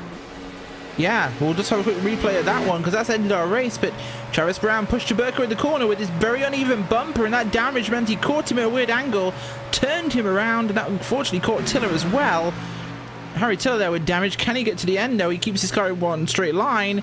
Holds it straight. Will hold that position, I think, or at least hold a position.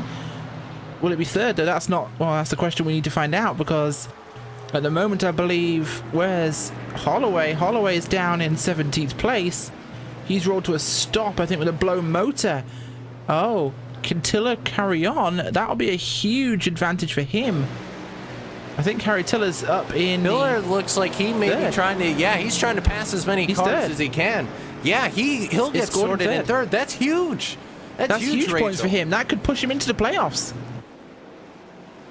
And wow, the big one happens at the end. Rodney Wofford just grabbed another win. He'll retake the race wins total, and the record for that. Seth the Merchant survives another one. He'll finish second, but Wofford, he was up there for so long. Rachel led the most laps tonight out of any other driver, and the master at Daytona will get it done again.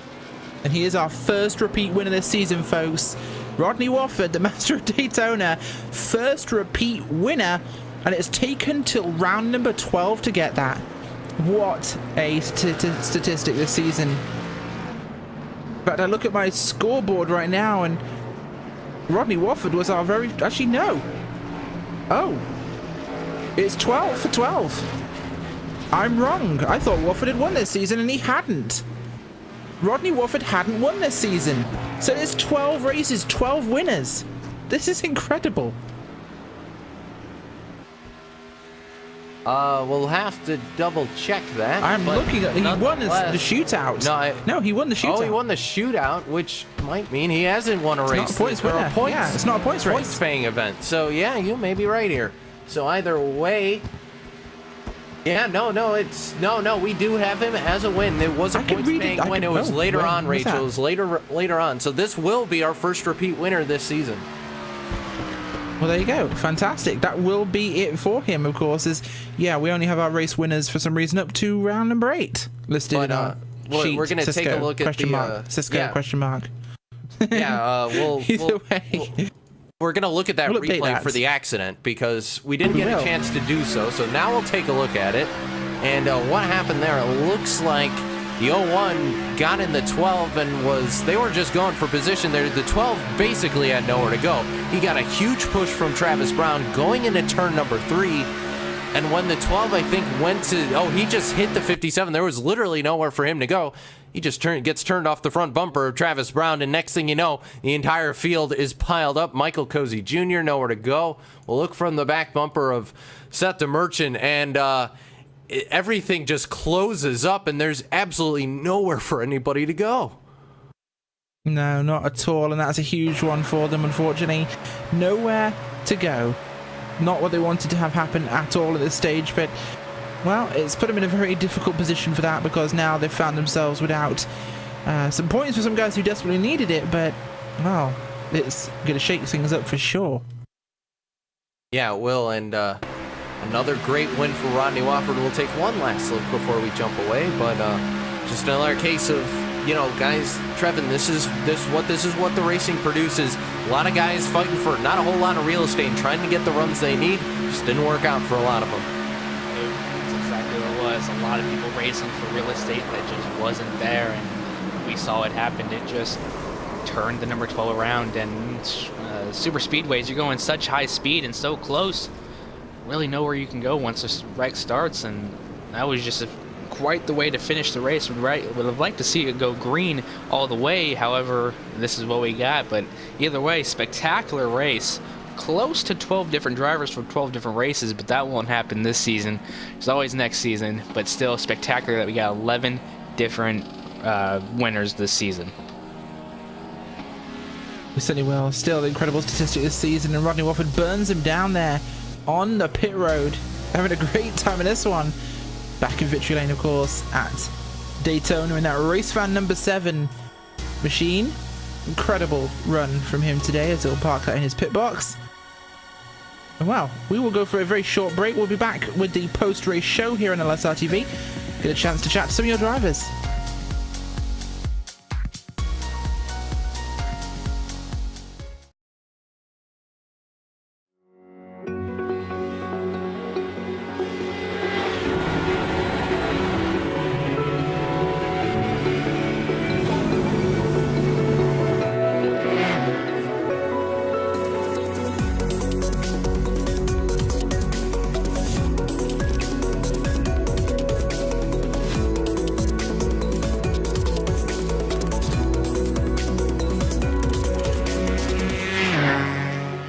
Hi, I'm Chris Page. I work here at iRacing. Been here 2 days before launch, actually, is when I got started. So we have developers working on front-end web development. We have back-end guys specializing there. We have DevOps that are dealing with networking, servers, a database team, so many different teams because there's lots of different work to do. The new user interface, which we call Scorpio internally, is a complete overhaul. So in the case of results, the way that it has historically worked is you would request results. The request would be sent to the server, which would then query the database, compile that, and send it back. What we're doing now is whenever we get the results of a race, we'll compile those results and push them up as a static page cached so that when you need it, it's available for you. It doesn't need to be computed on the fly. It will be much faster and scale much better. Just beginning with reimagining the website. We took a step back and said, how do people use this? How do people want to use it? And our initial vision of leveraging the web and getting your stats there, finding out a schedule and joining, that was a good one. And we want to continue to support that as much as possible. We're also making a change so that you'll be able to just double click on the application and fire up and go racing that way. Jump from one race to the next without even leaving the application. The good news is this is a whole new infrastructure, so we'll be able to release it in parallel, and you'll be able to use the existing member set you're comfortable with, but still fire up the application and get the new experience. And that will really help us because as good of a job we've done, there's still things we can learn.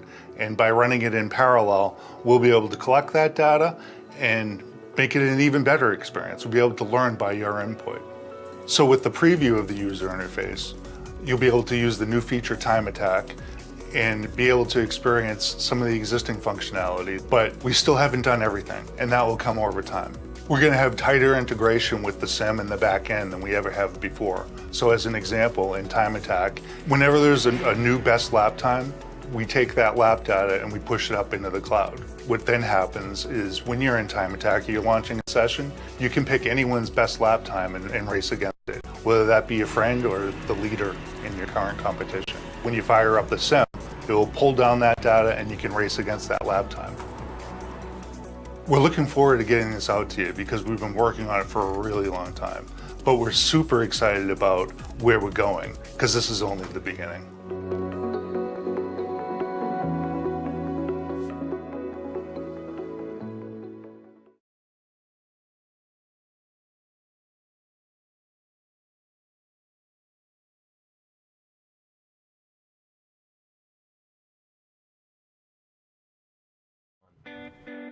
Welcome back to the LSRTV Superspeedway Cup Series post-race show here. Rachel White, Francisco Scaramuza, and Trevin. I still can't pronounce your last name.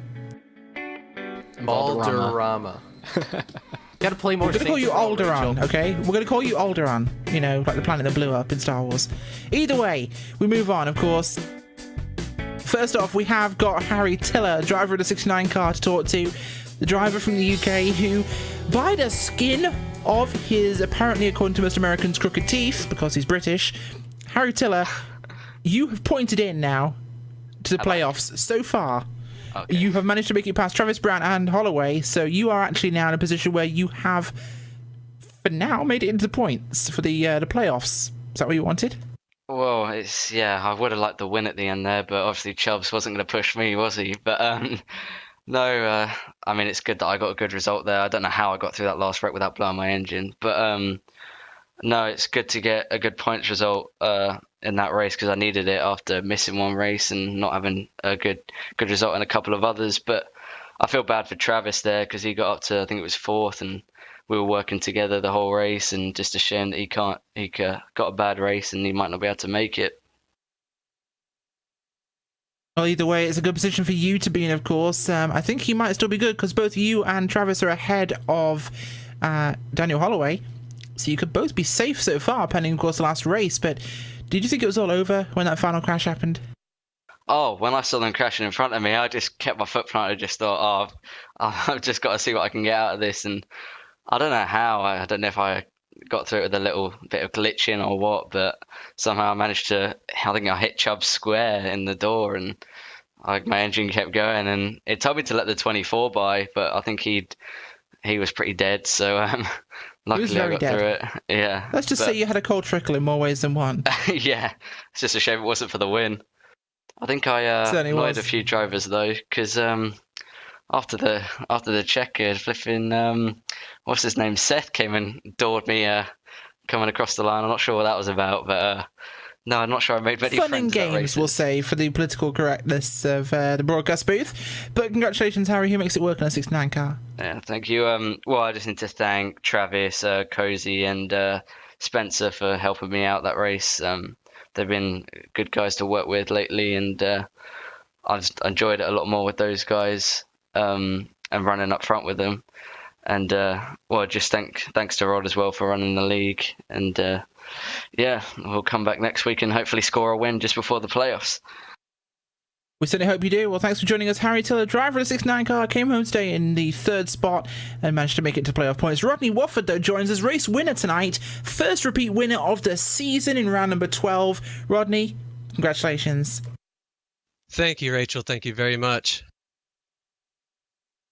So how was it for you, of course? So you won, but ended in a caution, and it was a tight race all day long.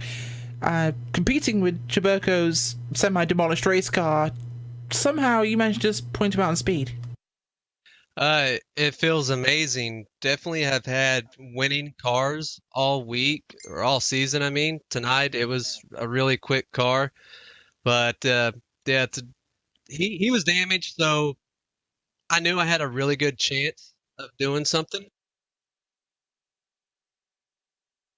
Well, you certainly did, but then we just lost Rodney for just a second here, but fantastic run there, of course, Rodney, and your great result, of course, going to the playoffs. You put yourself in a fantastic position in terms of points in the playoff, of course, for seeding. I believe you're also the point leader anyway, so a good one for you. Yeah, I mean, having the points, getting the win tonight, that's great and all, but points really doesn't mean anything. Been wanting to get... There's been a lot of wins I think we had this season. Finally got 2, which is fantastic. That's great. It's been a rough season to say the least.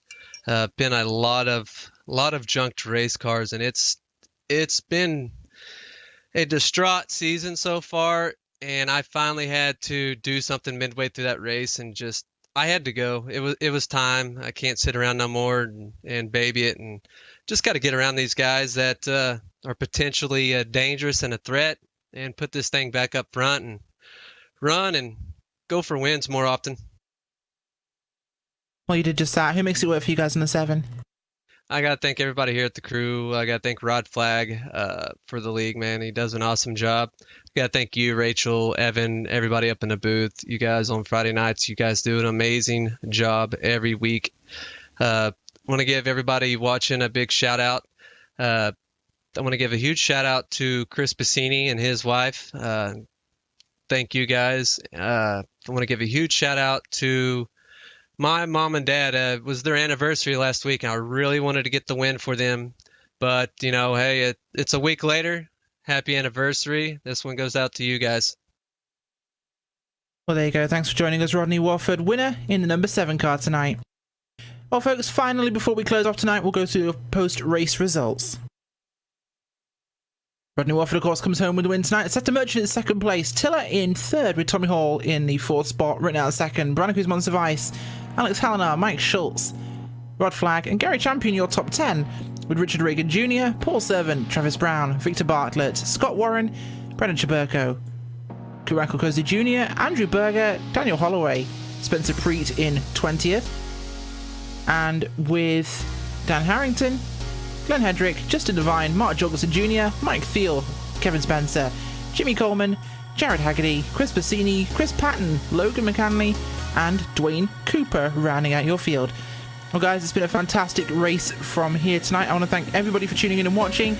I've been Rachel White, I've been joined by Francisco Scaramuza. Trevin, I'm still calling you Alderaan because it's funnier. And, of course, all of you at home. Thank you very much, guys, and good night.